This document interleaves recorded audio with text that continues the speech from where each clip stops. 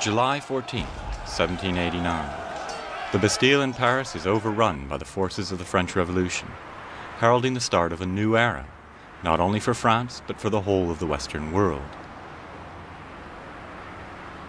When one considers the profound developments in European life in the decades that followed, in war and politics, in economic growth, in technological advances, and in intellectual thought, 1789 can be considered the beginning of the present modern age. In the history of art, too, the French Revolution appears to signal the start of a new age, a time of significant changes both for the subject matter of visual art and for the individual artists creating it. It was a time that produced some of the world's greatest masterpieces, the time of the Romantics.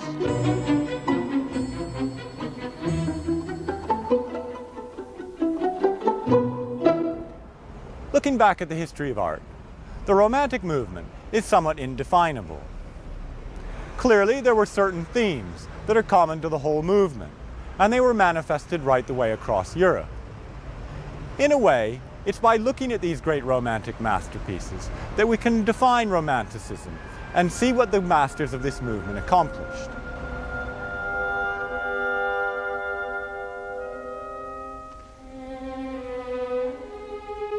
The classical world that had seemed to be a model for behaviour and action couldn't explain war, horror, and the carnage of the Napoleonic era. So therefore people started to look far more at the individual response to things. And really the individual is at the core of Romanticism. The word romantic itself provides the first step to identifying these themes.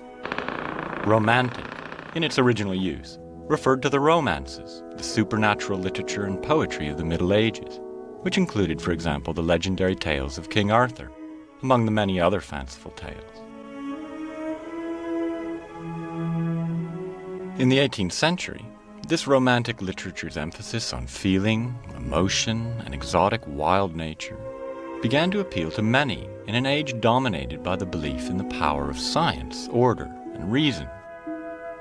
Romanticism was the predominant artistic movement of the 19th century, and it encompassed not only painting but music and literature, so that we can see that people as diverse as Byron and Wordsworth and Beethoven all worked within the Romantic tradition. It was here in London, in the middle of the 1700s, that the great British politician and philosopher, Sir Edmund Burke, developed a theory that became very important to the Romantic movement. He made the case that psychologically there were two types of artistic aesthetic that satisfied the human being. One of these aesthetics was that of beauty. The other, though, was that of the sublime. Romanticism, in a way, is a contrast, and sometimes a violent contrast, of these two aesthetics. On the one hand, Romantic painting had to be beautiful. It had to have a sense of harmony and proportion, and indeed it was very important that art be attractive. History Hit is a streaming platform that is just for history fans, with fantastic documentaries covering fascinating figures and moments in history from all over the world. We aim to bring you only the most dramatic and fascinating stories of the past through our award-winning documentaries. Find out about the rise of leaders such as Cleopatra and Napoleon in our latest offering of exclusive documentaries. Sign up now for a free trial, and Perspective fans get 50% off their first 3 months. Just be sure to use the code PERSPECTIVE at checkout.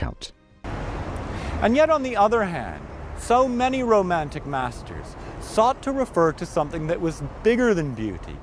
Whether it was the grandeur of history, the grandeur of nature, it was something larger than man himself that Romanticism tried to refer to. The Romantic movement can be seen as a reaction against the neoclassical period.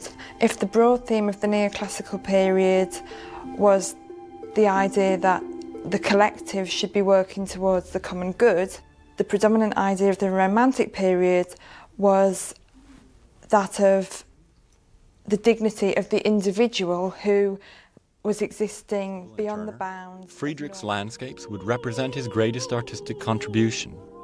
Landscapes inspired by ideas that were utterly romantic. Emotion characterizes his work. In this case, a strong sense of melancholy. But Friedrich's personal views on the role of the artist are significant too.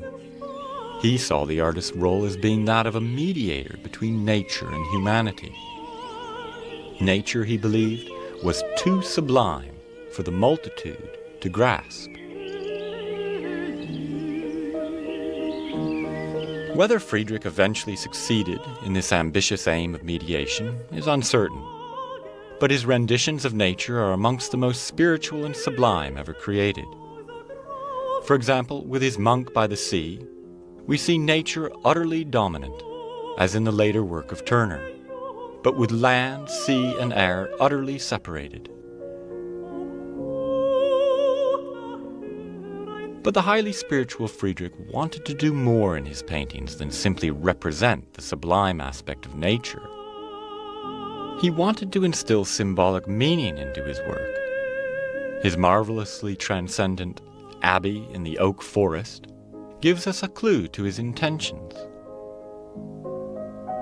The funeral procession takes place in an otherworldly graveyard.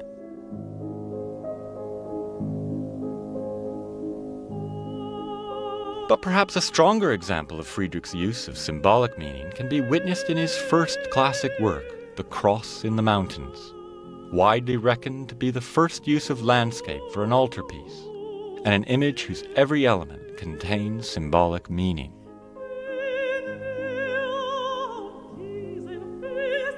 Caspar David Friedrich was really the first artist who saw that religion and spirituality could be contained in landscapes alone.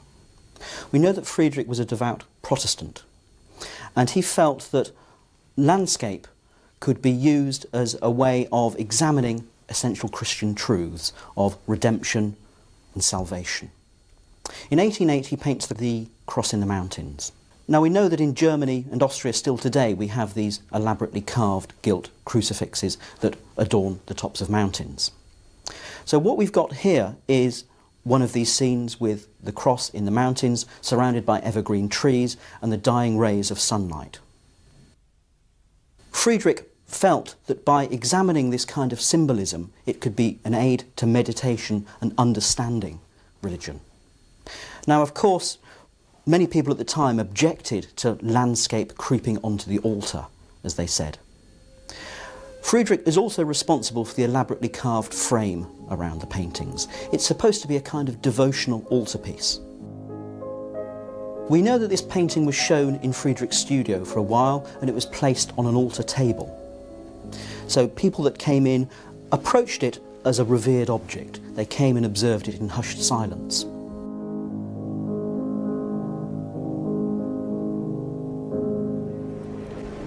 In looking back at the Romantic Age, we can see that it was a time in which artists developed new, conflicting, and often dramatic themes in their paintings.